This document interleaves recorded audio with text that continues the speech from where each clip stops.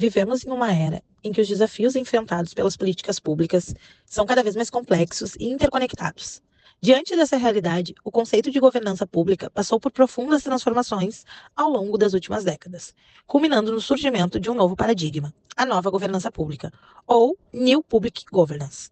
Diferente dos modelos tradicionais, baseados na hierarquia estatal ou na lógica gerencial do mercado, a NPG propõe uma abordagem colaborativa que valoriza a atuação conjunta entre governos, organizações da sociedade civil, empresas privadas e cidadãos. Nesse modelo, todos são coprodutores das políticas públicas, e a governança acontece por meio de redes interorganizacionais, nas quais o diálogo, a participação e a construção coletiva de soluções ganham protagonismo. A proteção dos direitos da criança e adolescente é uma das funções mais sensíveis e essenciais das políticas públicas. No Brasil, essa responsabilidade encontra no Conselho Tutelar um dos seus principais pilares de atuação direta. Mas quais são os desafios enfrentados por esses profissionais no cotidiano? Como garantir direitos em territórios marcados por desigualdades, fragilidade de serviços públicos e demandas tão diversas? Nesse material audiovisual, vamos ouvir diretamente quem vive essa realidade todos os dias. O coordenador e conselheiro tutelar da Microrregião 4, Alexandre Silveira, que atua diretamente na linha de frente da garantia de direitos de criança e adolescente. Tudo bem, gente? Meu nome é Rafaela Becerrage, acadêmica de políticas públicas na URGS. Estou aqui hoje para fazer uma entrevista com o Alexandre Silveira, conselheiro tutelar da Microrregião 4, coordenador dessa microrregião, e dizer que eu também faço parte, né? Também sou conselheiro tutelar aqui nessa micro, mas hoje estou aqui no lugar de acadêmica, né? Pesquisadora, fazendo essa entrevista para saber um pouquinho mais, pelos olhos e pela ótica do colega, como é que é estar dentro desse órgão. Olá, tudo bem? Sou Alexandre Santos Silveira, sou conselheiro tutelar desde 2024, vai fazer agora 2 anos, mais ou menos. E a gente tem atuado, né, agora desde dezembro até a data de hoje, como coordenador. Então estamos aqui atuando como coordenador da Microrregião 4. Porto Alegre, né? Porto Alegre. Tá. Alexandre, eu vou estar fazendo algumas perguntas para ti. A ideia é que a gente faça assim um bate-papo bem tranquilo, tá? Nada muito engessado, mas que tu me falasse um pouco sobre, claro, eu vou te fazer algumas perguntas, mas assim, de forma bem espontânea do que tu vive no dia a dia mesmo, tá? E aí eu queria que tu falasse um pouco sobre as principais demandas que chegam aqui no Conselho Tutelar, aqui do bairro Partenon, né? Relacionadas às violações de direito. Então, quais são as principais violações? Como que essas demandas chegam para vocês? Elas chegam tanto por telefone, Disque 100, né, tanto relatório de escola, da saúde e da sociedade em geral, né, que fazem que vem fazer suas denúncias. Então a gente chega para a gente por esses meios, né? E as principais, né, que a gente tem notado são muitas, na verdade são muitas, mas a gente vê muita dificuldade, né, do acesso à saúde, principalmente à saúde mental, problema na educação, falta de vagas, então isso tem sido muito recorrente. E tem alguma faixa etária específica que acontece isso, assim? Lembrando, né, que criança é até 12 anos e adolescente de 12 até 17 anos e 11 meses. Tem uma faixa específica ou é para todas as faixas? A gente vê a falta de vagas principalmente na educação infantil, principalmente nas escolas ali de 4 a 5 anos, né, que já é prioridade, né, já, digamos assim, obrigatória. Então, a gente vê muita defasagem nas vagas nessa faixa etária, né? Mas também nas outras idades, mas não tanto quanto na educação infantil. Né? Tá. E como é que vocês identificam isso, assim, que aquilo que entrou de demanda no Conselho Tutelar realmente é uma violação de direito? Porque às vezes nem tudo que entra, de fato é. Como é que vocês fazem essa averiguação? Como é que vocês veem que aquilo de fato é uma violação? Existe um processo, né, que dentro das nossas atribuições, que é a gente recebe a denúncia, a gente vai averiguar aquela denúncia, né? A gente ou notifica ou faz a visita, né? E vai poder ter subsídios para realmente provar ou não se realmente há aquela violação de direito com aquela criança, porque infelizmente existe muita denúncia falsa, né? Que as pessoas usam um canal tão importante às vezes, né, para fazerem as denúncias, mas as denúncias, muitas delas, elas são denúncias falsas. Sim, e não são verídicas. Atrasando um pouco o trabalho do conselho naquelas questões que realmente importam, né? Então, o primeiro passo é esse, averiguar a denúncia, né? Ir até o local, fazer visita domiciliar, fazer notificação e assim, logo após essa etapa, aplicar as medidas, se necessário, né? E dentro do bairro Partenon, ele é um bairro diverso, a gente tem diferentes situações socioeconômicas, né? Embora seja um território que seja cercado pela vulnerabilidade, mas tem alguns espaços, alguns lugares dentro do bairro que não tem tanta vulnerabilidade. Tu entende ou tu enxerga algum grupo específico, né, que sofre com essas violações de direito que vocês identificam? Assim, se tem um recorte específico, né, dentro dessas violações, um grupo específico que sofre isso? As famílias em vulnerabilidade social, né, são aquelas com baixa renda, tá? E principalmente aquelas com pouca instrução, porque elas acabam sendo facilmente manipuladas porque não conhecem os seus direitos. Então essas pessoas, assim, às vezes elas ficam... vou dar um exemplo aqui, né? Vamos supor que ela está na fila do Gercom há muito tempo para receber um atendimento médico. O Gercom, para quem não sabe, né, é uma fila do SUS ali para aguardar o seu atendimento. E às vezes aquela pessoa, a fila já andou, ela já passou o tempo e ela não foi atrás daquilo, né? Porque ela acha que alguém vai ligar para ela. Então ela acaba perdendo o atendimento muito importante para aquela criança, para aquele adolescente. Então muitas vezes essas famílias e essas pessoas, elas são as mais afetadas, né? Eu quero falar contigo também um pouco sobre esses desafios, né, e essas barreiras, assim, que tu encontra na tua atuação enquanto conselheiro, né?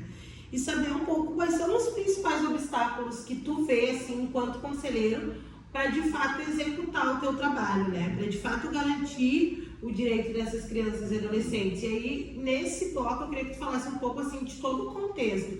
Infraestrutura, as equipes, a articulação da rede, a falta de recursos, assim, né? Então, quais são as maiores dificuldades para, de fato, porque devem ser muitas, né? Mas quais são as principais, assim, enquanto conselheiro tutelar? É difícil, né? Tu pegar, assim, aquela que é o principal obstáculo, né?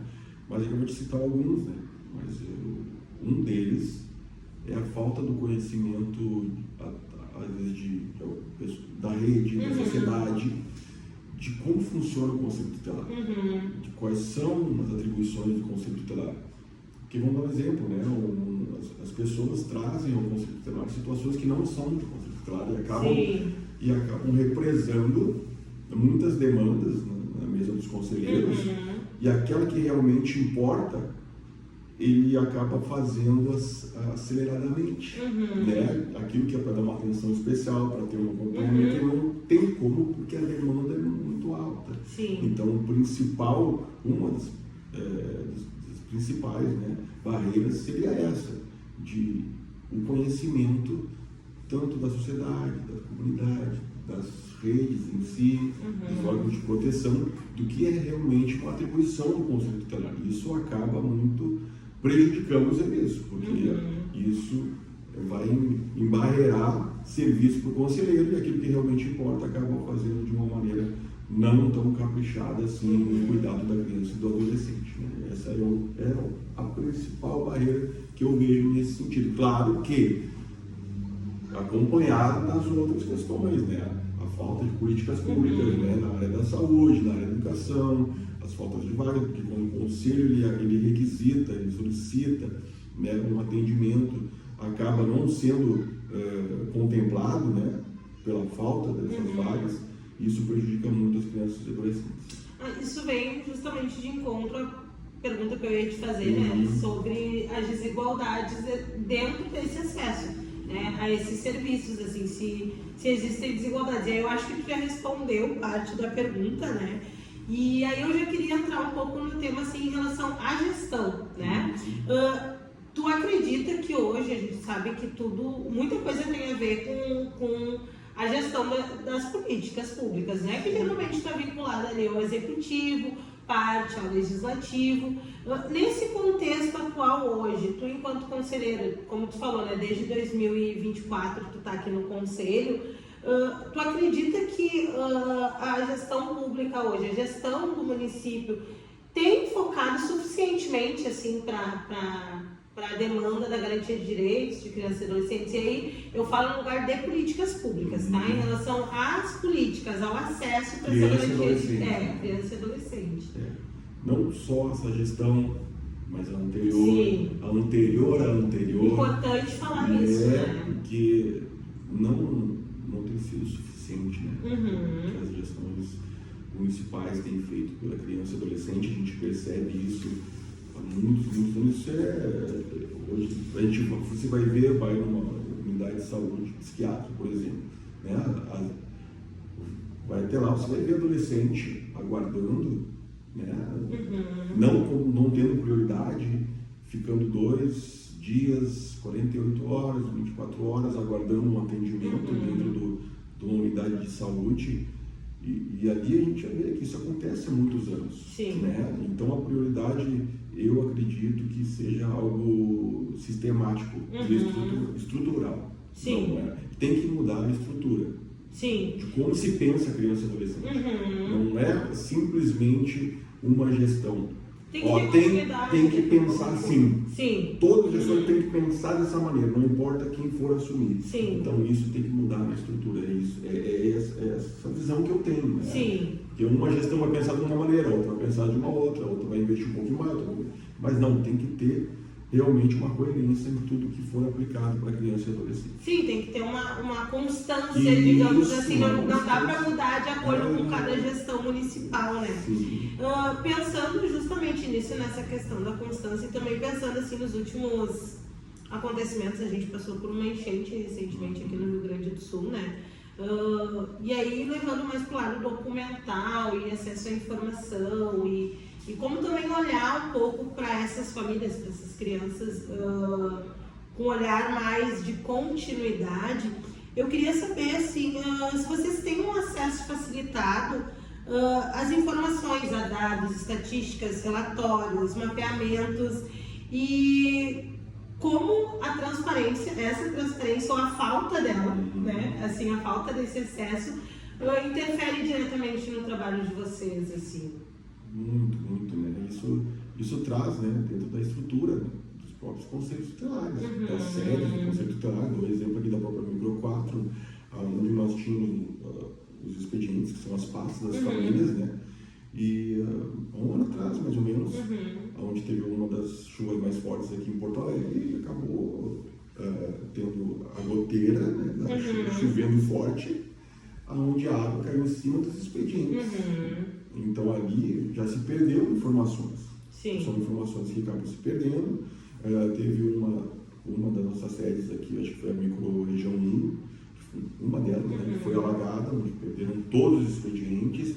Como é que tu vai, se a gente não tem uma estrutura, né, como é que a gente vai trazer números fidedignos? Uma estrutura onde nós já estamos na época da inteligência artificial, né? Onde o atendimento tem que ser muito mais rápido, tudo tem que ser informatizado, as informações elas têm que ser guardadas, né, de forma que não vão se perder, mas quando se fala em criança e adolescente, se torna caro. O investimento não vem em todas as outras áreas. É um investimento alto em tecnologia, mas quando se trata de criança e adolescente, não. Os arquivos são dos anos 70. São muitos papéis, então isso tem que ser mudado, a mentalidade tem que ser mudada para que a gente possa trazer números fidedignos realmente do que acontece com criança e adolescente hoje em dia. A gente fala então, aqui da microrregião 4, que é o Partenon, e existem mais outras 9 sedes, né? Então o Conselho Tutelar está dividido em 10 microrregiões, e vocês funcionam num plantão à noite. Nesse plantão, né, vocês têm acesso a essas informações das outras micros, porque é toda a cidade, são 2 conselheiros, né, que atendem todo o território. Como é que funciona isso, assim, à noite? Existe dificuldade, existe facilidade, como é que é? Então tu imagina comigo, né, onde todos os serviços eles estão fechados, né? Só o conselho trabalhando junto com a polícia, né? E tudo acaba desencadeando no conselho tutelar. Qualquer questão a partir ali das 10 da noite, ou até antes, né? 20 horas, tudo acaba desencadeando dentro do conselho tutelar.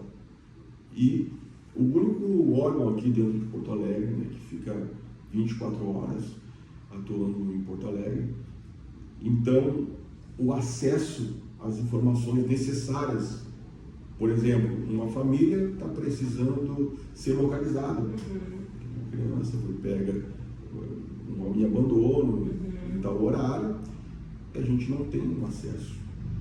Agora que aqui em Porto Alegre a prefeitura está tentando, né, fazer com que o sistema ele venha a ser aprimorado dentro das 10 regiões aqui de Porto Alegre, para que venha a se mudar essa história, mas ainda vai demorar um tempo. Por que dessa demora, assim, falta do que? O que falta para isso, para esse sistema ser implementado? Como é que é o nome dele? É o sistema CIPIA, que está sendo implementado no Brasil todo, né? Agora aqui iniciando em Porto Alegre, no Rio Grande do Sul. E um dos maiores problemas que a gente nota aqui na ponta mesmo, no trabalho direto com o conselheiro, é a morosidade, né? Sim. Onde a gente tem muita dificuldade em fazer todo o próprio conselheiro tem que fazer todo o cadastro daquela família, né?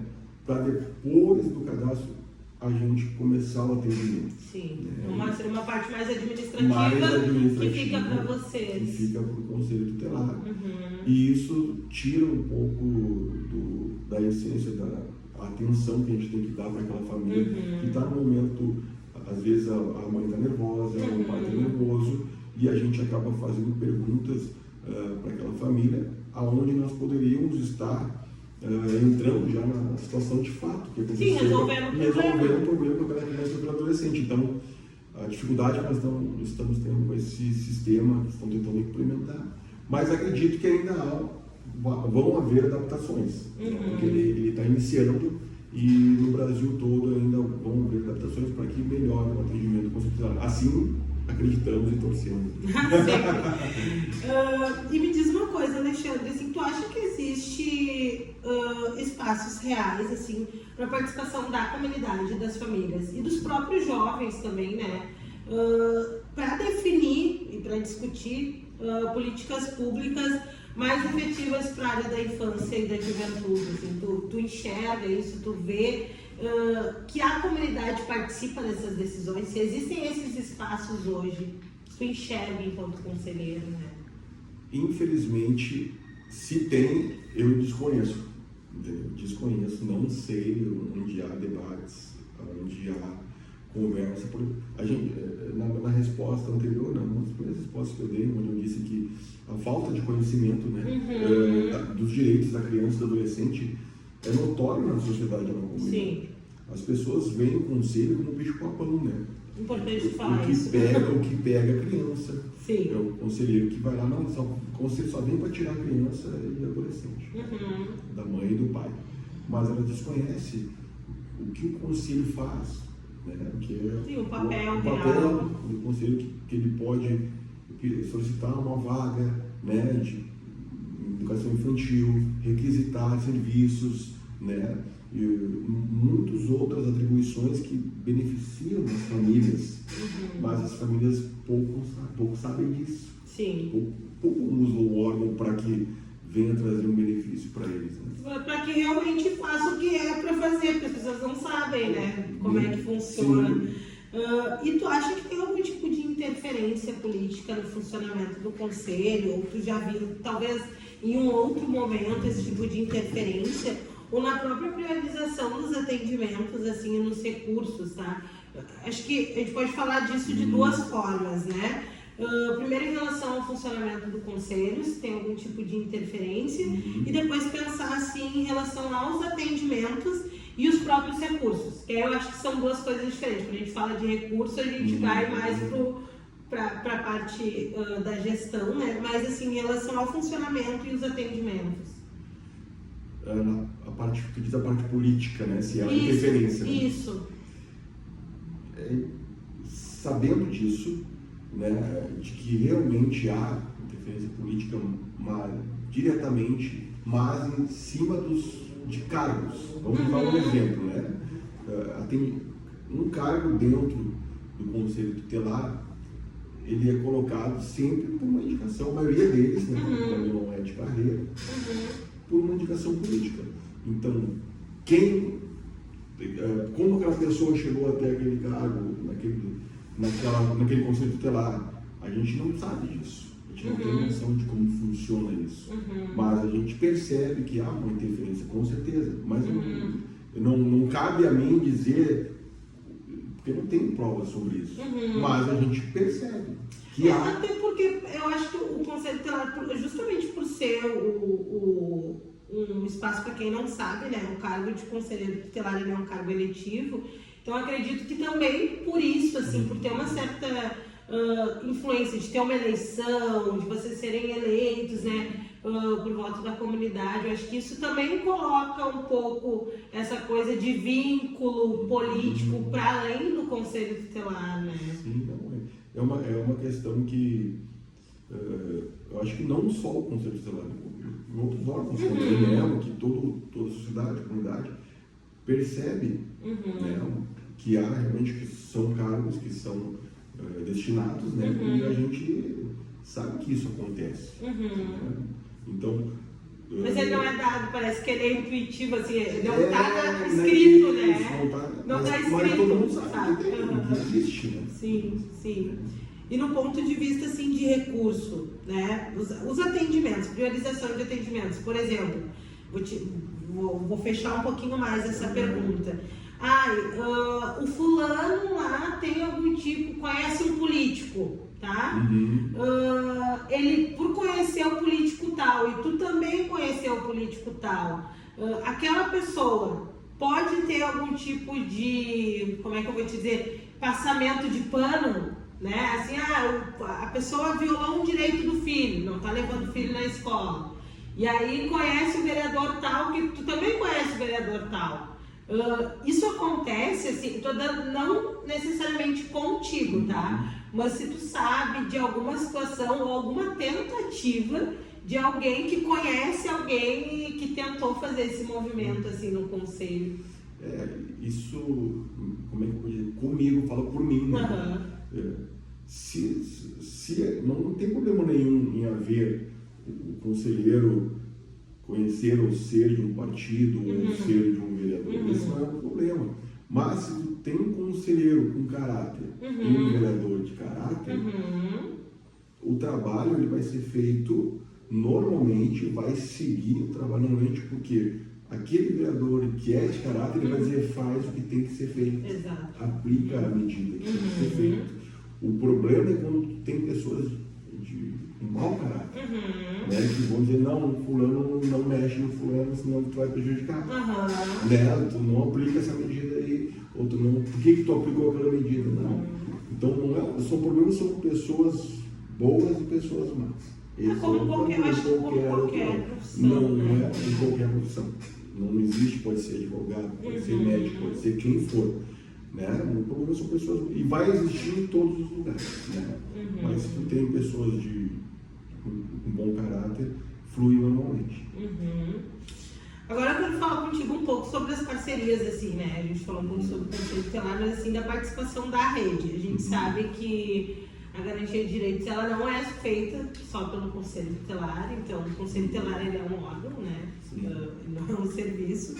Como é que funciona funcionam essas parcerias? Assim, como é que é a articulação do Conselho com esses órgãos da rede, com esses serviços da rede, né? As escolas, a assistência, os postos de saúde? Como é que funciona essa interlocução? Assim? Como é que vem, como é que acontece essa demanda?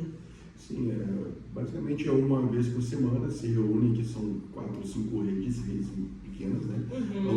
Onde eles se encontram, acho que 2 delas se encontram aqui no próprio Conselho Tutelar e outras 2 são no próprio território, num posto de saúde, ou em qualquer outro lugar público, e ali discutem casos, né, mais importantes, aqueles que são mais agudos, com problemas tanto em escola quanto problemas de saúde, até o Conselho podendo, naquele momento, já encaminhar alguma coisa junto à saúde, junto aos órgãos que estão naquela redinha, para que não chegue ao fato crítico, né? Que é realmente uma violação que acaba prejudicando a saúde física, mental daquela criança e daquele adolescente. Né? Então, as redes elas acontecem semanalmente, vamos dizer, aqui na nossa região, do Partenon. E tu falou assim da saúde, da educação, a gente falou de escola. Dentro dessas redes, eles são serviços, né? Saúde, educação, Conselho Tutelar enquanto órgão. Tem algum outro órgão que participa disso, assim, Judiciário, Ministério Público? Porque eu soube que teve um momento que tinha essa participação, talvez, não sei se dentro das micro-redes, mas que tinha essa participação mais efetiva. Queria saber se hoje tem, de fato, alguém que participa, né, do Judiciário, do Ministério Público, e o que tu acha dessa participação, se ela é relevante, se ela não é? Sim. A gente sabe que existe, em outras micros, a promotora foi até reuniu as redes e fez uma reunião com as redes, com todos os pessoal das redes daquela região, sendo provocado. Pode ser o Conselho pedindo, solicitando, requisitando que a promotoria, o Ministério Público esteja naquela reunião de rede. Com certeza eles vão ser solistas e estarão lá. É muito importante. Mas o que acontece? O Ministério Público é uma das armas que a gente tem, né, para o combate, né, às violações de direito. Então, quando a gente nota que há realmente um direito violado, a criança está em perigo, está com um problema, eles são nossos parceiros. Nesse sentido, a gente tem que pensar nessa mentalidade. O Ministério Público, a Justiça, todos são nossos parceiros. O que a gente tem que entender é que quais os casos que nós vamos levar ao Ministério Público, porque assim como nós, como Conselho Tutelar, a gente não quer que casos venham que não são nossas atribuições. A gente também não pode levar ao Ministério Público, que também tem as suas demandas, que vem abarrotar as suas mesas e não trazer um trabalho de excelência e de qualidade. Então, filtrar o que realmente a gente vai levar para o Ministério Público e a Justiça. Assim como a gente quer no Conselho Tutelar que esteja de acordo com a nossa atribuição, nós também temos que levar o Ministério Público que realmente importa. Sim, então, importante tu falar isso. Como é que funciona isso, né? A partir de que momento vocês, enquanto conselho, fazem esse encaminhamento para o Ministério Público? Onde é que entra o Ministério Público nessa garantia de direitos? A partir de que momento é que vocês colocam para o Ministério Público, né, a situação, digamos? A situação é levada ao Ministério Público através de notícia de fato, né? O Conselho faz aqui, faz o ofício, né? Encaminha esse ofício através de violações extremas e sempre comunicando ao Ministério Público sobre situações em que aquela aplicação de medidas ela não fez efeito 1 ou 2 vezes. E o conselho nada mais é, o Conselho Tutelar. Desculpa, está tocando meu alarme aqui, mas eu já vou desligar aqui para não prejudicar. Ok. Então, como eu estava falando, o Conselho Tutelar nada mais é um órgão que pratica a justiça administrativa, né? Um órgão administrativo. Isso. Corregedor, digamos. Isso, né? Então a gente tenta corrigir aquela situação para que não venha mais ocorrer. E, claro, isso, casos extremos a gente já passa. Agora o Ministério Público ou o Conselho Tutelar tem essa atribuição também em casos extremos e de urgência, retirar a criança daquele lugar por motivo de perigo, realmente, ou naquele momento, uma família extensa, ou um acolhimento para a segurança da criança, mas isso em casos extremos, de urgência, né? Mas em outros casos a gente encaminha o Ministério Público aonde ele vai tomar as medidas cabíveis. Né? A gente falou um pouco, Alexandre, de como é que é a atuação de vocês, né? Muito depois do problema, né? E aí eu queria ver, assim, que tipo de apoio, de parceria que o Conselho Tutelar enxerga vocês aqui dentro da micro, ou o próprio órgão, como que tu enxerga a atuação de uma maneira mais preventiva. Como é que isso pode ser feito? Vocês pensam nisso? Como é que...